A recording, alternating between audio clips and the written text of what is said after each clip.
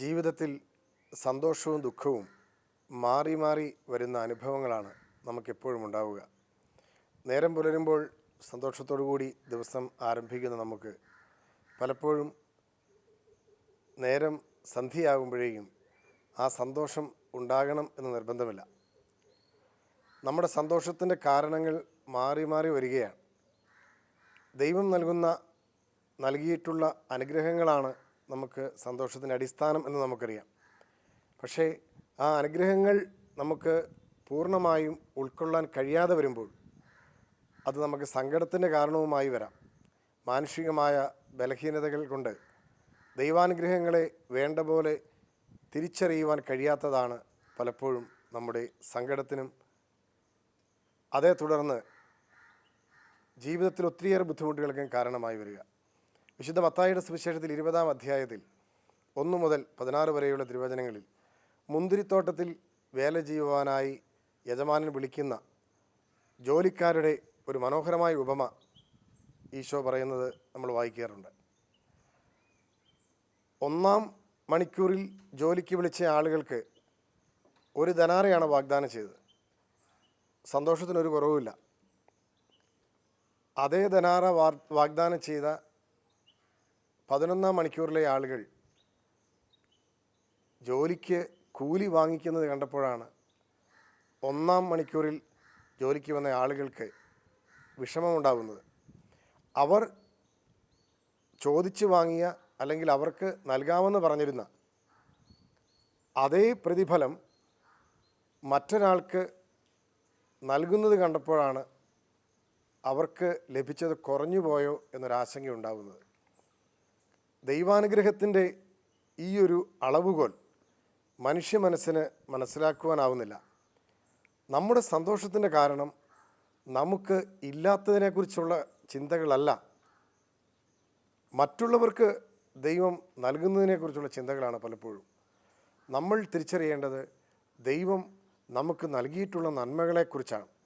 ആ നന്മകളെ ഓർത്ത് നമ്മൾ സന്തോഷിക്കുവാൻ ആഗ്രഹിക്കുമ്പോൾ, ആ നന്മകൾ ഓർമ്മിച്ച് നമ്മൾ ദൈവത്തിന് നന്ദി പറയുവാൻ തുടങ്ങുമ്പോൾ നമുക്ക് സന്തോഷം നിലനിൽക്കുന്ന സന്തോഷമായി വരും.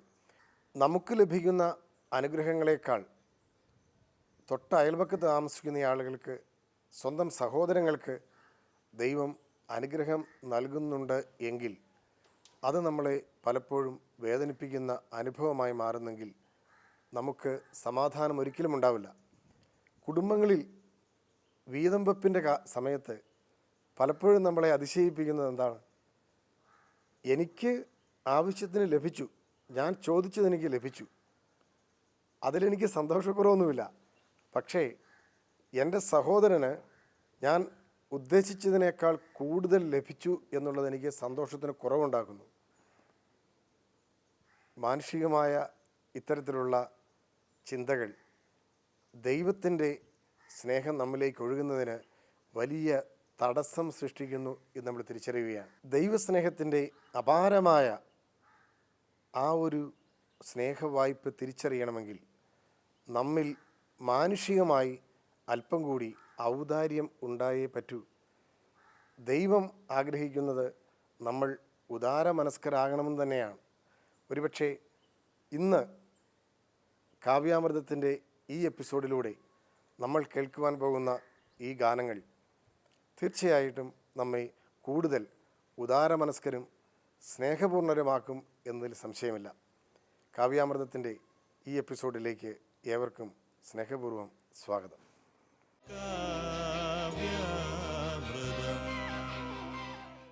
1976 കാലഘട്ടത്തിൽ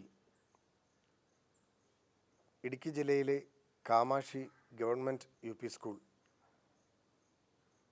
തൈതൽ കൊണ്ട് മറയ്ക്കപ്പെട്ട ഒരു കൊട്ടക പോലെയായിരുന്നു. ഞങ്ങളുടെ ജീവിതത്തിലെ ആദ്യ സിനിമ അനുഭവം ആ കൊട്ടകയ്ക്കുള്ളിലായിരുന്നു.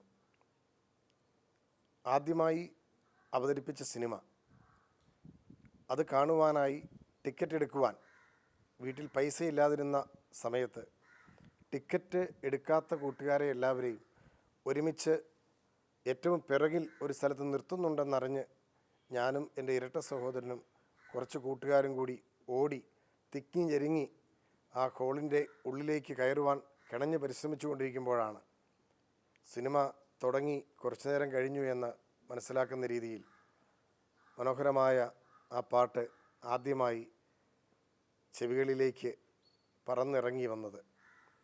പള്ളിമണികളെ പള്ളിമണികളെ. ഓർമ്മകളിൽ കുളിരാണ്. ആദ്യമായി അധ്യാപിക എന്ന സിനിമ 1968 ഇറങ്ങിയ അധ്യാപിക എന്ന സിനിമ. അത് കാണാത്ത മലയാളികളുണ്ടാവില്ല. ONV കുറുപ്പിൻ്റെ അതിമനോഹരമായ വരികളാണ്. വി ദക്ഷിണാമൂർത്തിയാണ് സംഗീതം നിർവഹിച്ചിരിക്കുന്നത്. കേരളം കണ്ട ഒരുപക്ഷെ ക്രൈസ്തവ ഭക്തിഗാനങ്ങളിൽ ഇന്നും കേൾക്കുമ്പോൾ നമ്മുടെ കരളിൽ കുളിരാകുന്ന ഒരു പാട്ടാണത്. പള്ളിമണികളെ പള്ളിമണികളെ.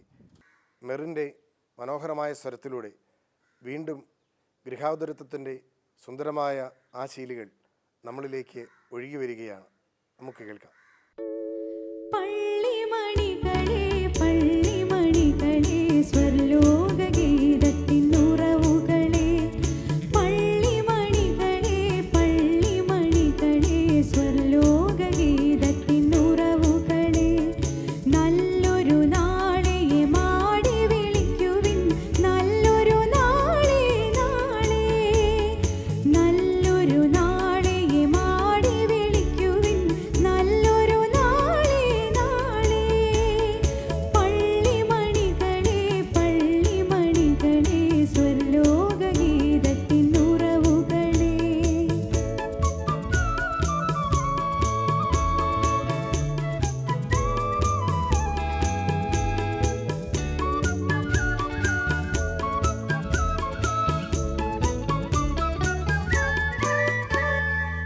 ദീപമേ നയിച്ചാലും ആയിരം തിരിയുള്ള നീലവെൺമണി വിളക്കേ. ദീപമേ നയിച്ചാലും ആയിരം തിരിയുള്ള നീലവെൺമണി വിളക്കേ.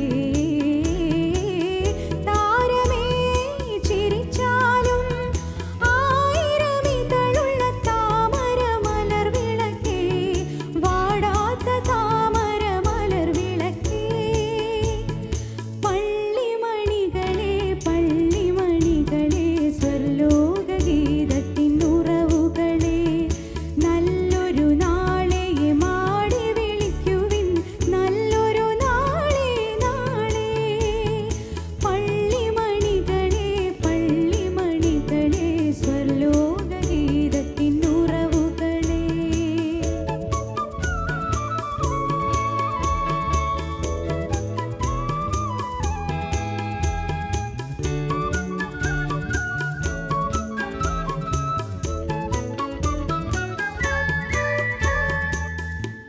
അധ്വാന ഭാരമേന്തി അത്താണി തേടിപ്പോകും ദുഃഖിത കോടിതാ.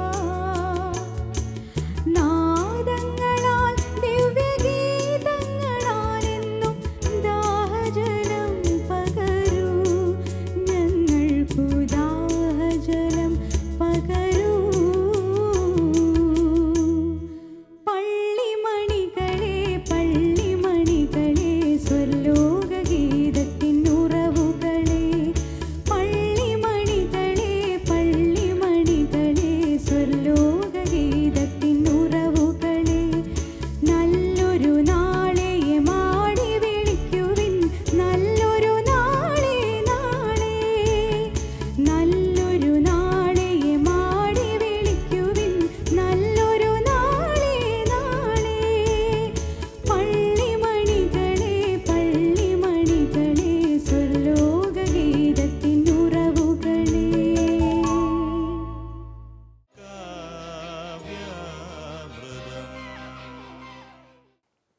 പള്ളിമണികളുടെ താളങ്ങളിൽ ഹൃദയം ചേർത്ത് വെച്ച് ദേവാലയത്തിലെത്തുന്ന നമുക്ക് പരിശുദ്ധ അമ്മയുടെ നമ്മെ നോക്കി നിൽക്കുന്ന സുന്ദര രൂപത്തിന് മുമ്പിൽ തൊഴുകൈകളോടെ നിന്നേ ശീലമുള്ളൂ.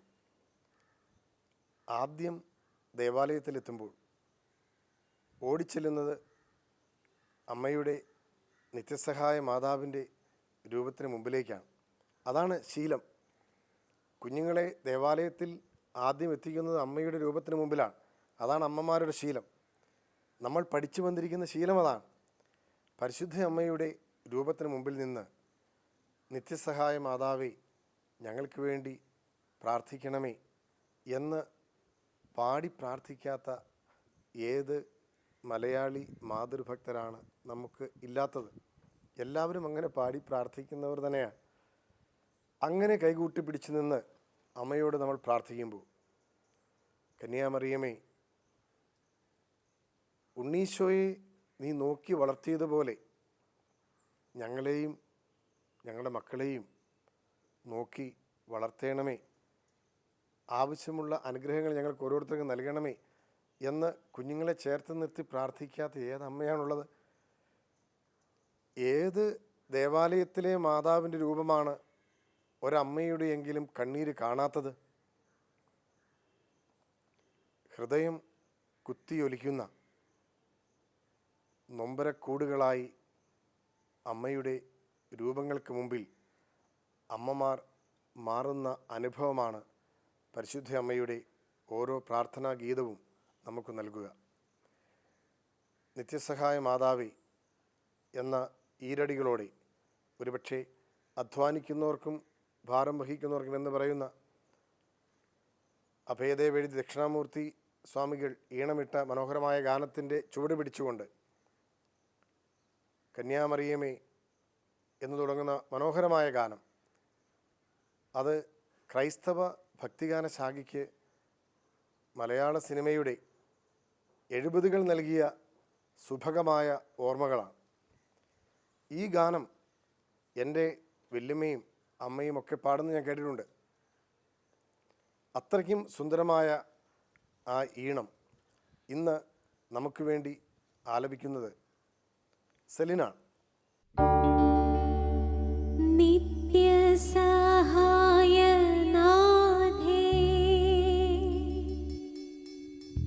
പ്രാർത്ഥിക്കാൻ ഞങ്ങൾക്കായി നീ, നിൻ മക്കൾ ഞങ്ങൾക്കായി നീ, പ്രാർത്ഥിക്കാൻ സ്നേഹനാഥേ.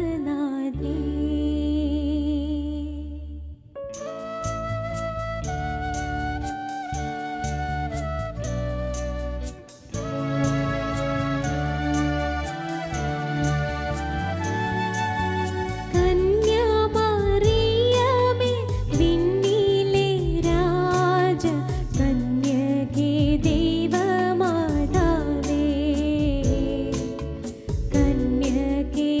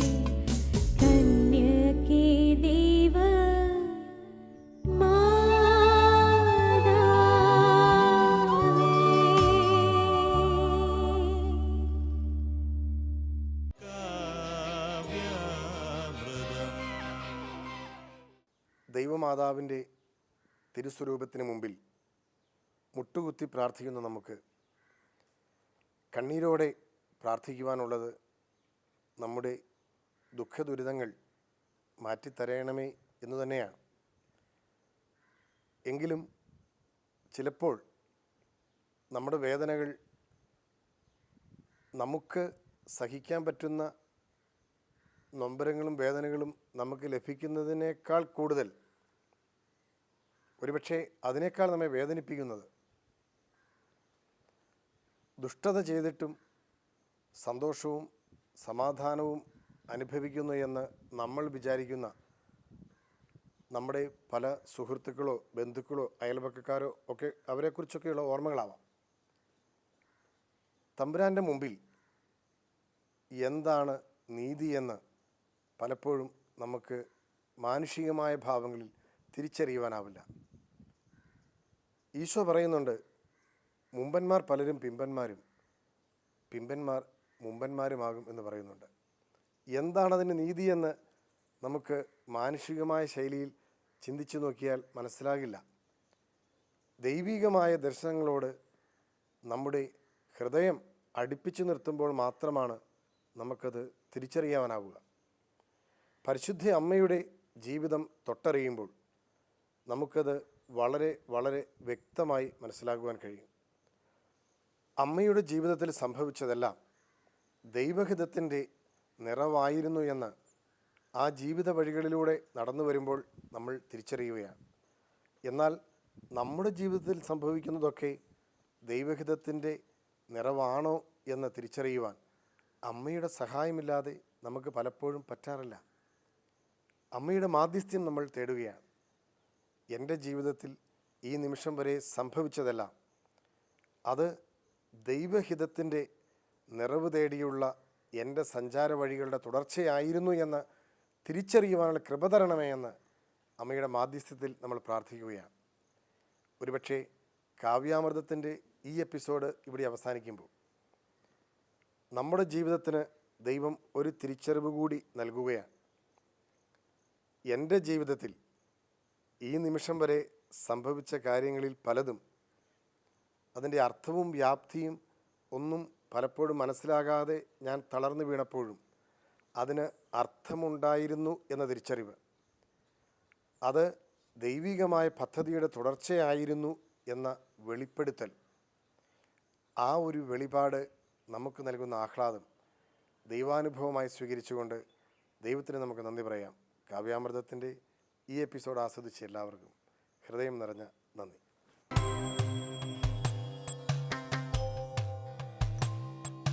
സത്യസൗന്ദര്യ സ്നേഹമാധുര്യം വഴിയുന്ന നിസ്തുല കാവ്യാമൃതം മുഖരാ